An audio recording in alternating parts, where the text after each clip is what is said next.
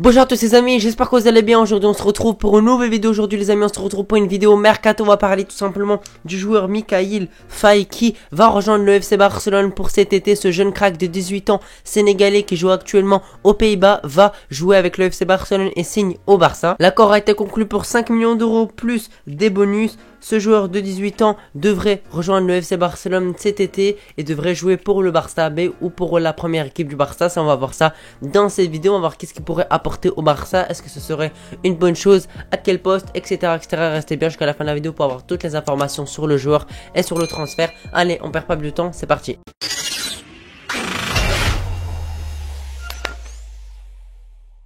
Alors les amis, le joueur s'appelle tout simplement Mikayil Faye. Je sais pas si on prononce comme ça exactement. S'il y a des Sénégalais qui savent comment le prononcer, n'hésitez pas à me dire en commentaire. Donc les amis, ce joueur-là est un Sénégalais né au Sénégal à Sédhiou. Je sais pas si je prononce encore correctement. Donc c'est un Sénégalais qui joue tout simplement pour l'équipe du Sénégal U17. Il a actuellement 18 ans. C'était en 2004, donc il est encore bien évidemment encore très jeune. Malgré sa jeunesse, il a rejoint assez rapidement l'Europe et joue dans une équipe de Pays-Bas. Je sais pas si c'est en première division ou deuxième division, j'ai pas réussi à trouver, mais en tout cas il joue aux Pays-Bas. On sait qu'aux Pays-Bas ça joue un peu le foot, voilà, Ajax, PSV, etc.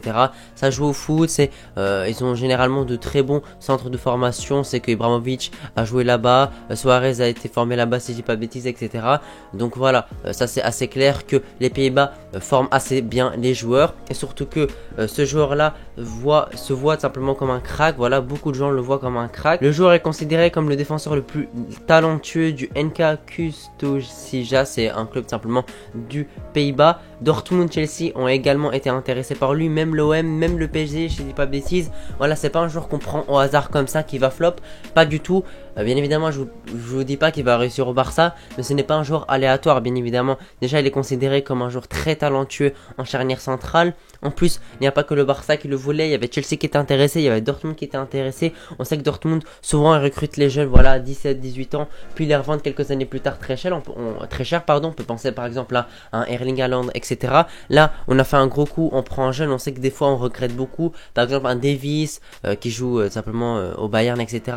Des fois, aussi Haaland aussi, il a été proposé au Barça, mais le Barça a refusé de le prendre. Il y a beaucoup de bons coups qu'on rate malheureusement, et pour moi il faut arrêter et éviter au maximum de rater des jeunes cracks quand l'occasion se présente à nous. Là, Laporta a sauté sur l'occasion, il a pris pour 5 millions d'euros, ça me semble un assez bon prix, franchement. Voilà, c'est pas un prix exorbitant non plus. Son poste, bien évidemment, vous l'avez compris, c'est défenseur central, même si deux fois il se retrouve en tant que latéral gauche, arrière gauche. Voilà, la plupart du temps on va dire que c'est un défenseur central, il a été formé à ce poste là, donc je vois pas pourquoi on changerait son poste. Son bon pied c'est simplement gauche, voilà, il est gaucher.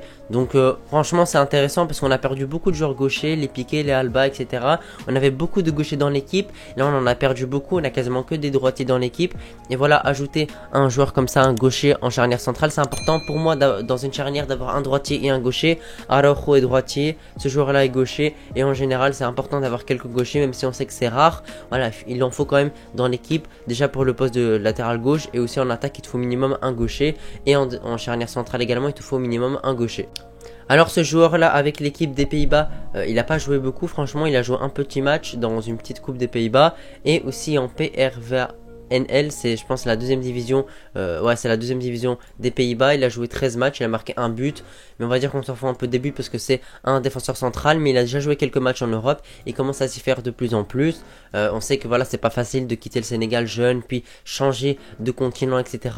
Pour l'instant il n'y a pas de souci, il joue dans un club des Pays-Bas, il s'impose, on a fait parler de lui, il y a beaucoup de clubs qui ont été intéressés. Le Barça a réussi à boucler cette recrue, mais ça n'a pas été simple, pardon. Son surnom est la bête, en raison simplement de son style de jeu aguerri et de son grand déploiement physique en défense. C'est-à-dire, il est vraiment très grand, il fait 1m86, sachant qu'il a 18 ans, il peut encore un peu grandir, il peut monter quasiment à 1m90. Donc pour un défenseur, c'est assez grand. Voilà, il saute haut, déjà dans les duels aériens, il est vraiment très fort, il gagne quasiment tous ses duels aériens. Ça c'est vraiment très intéressant à savoir, parce qu'on sait que des fois sur les corners, on est un peu fébrile. Voilà, déjà que t'as Araujo qui saute assez haut, qui se fait quand même voir, voilà, dans les corners, etc. Il s'impose physiquement. Ce joueur là, simplement Mikayil Faye aussi, s'impose dans les corners vu son physique est assez, il a quand même un bon physique, on va pas dire le contraire. Et également il est assez grand, donc ça va nous aider et ça va pouvoir nous apporter de la stabilité défensive. Mais attention les amis, je ne pense pas que la saison prochaine il jouera dans l'équipe première parce qu'il aura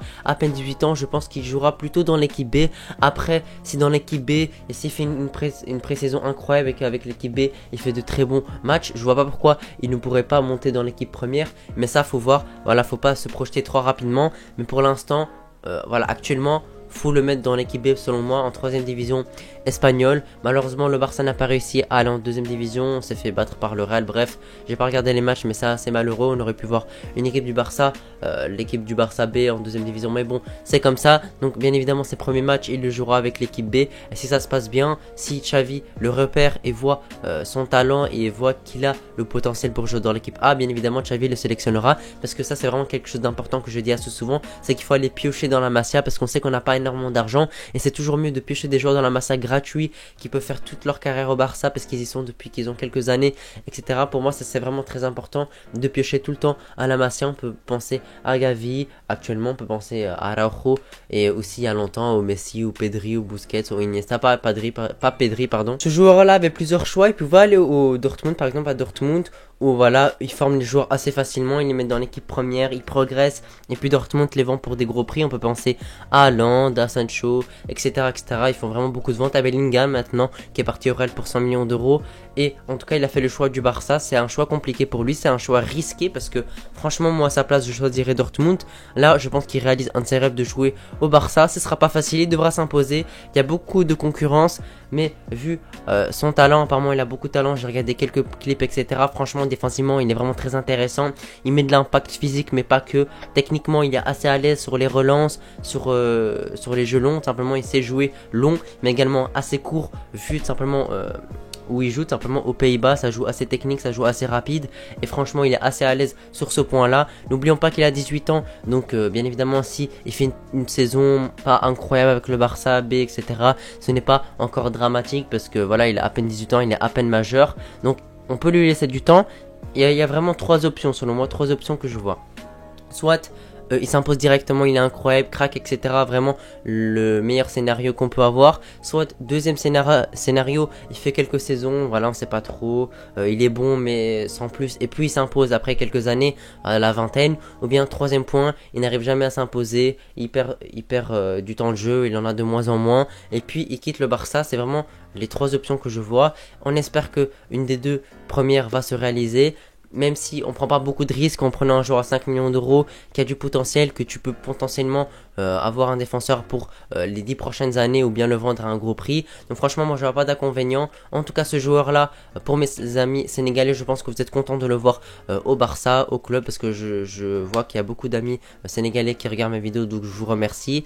Voilà, joueur du Sénégal qui joue pour les U17 également, donc il devrait aussi monter en classement avec le Sénégal et pourquoi pas il pourrait se retrouver très bientôt dans l'équipe première. En tout cas c'est ce que je lui souhaite. En tout cas vous n'hésitez pas à me donner vos avis dans les commentaires. Est-ce que vous êtes pour ou contre de son arrivée? En tout cas là c'est fait, c'est conclu pour 5 millions d'euros et bonus. Je regarde quand même vos avis, si vous êtes assez satisfait de sa venue ou non. Et moi je vous remercie d'avoir regardé la vidéo jusqu'ici.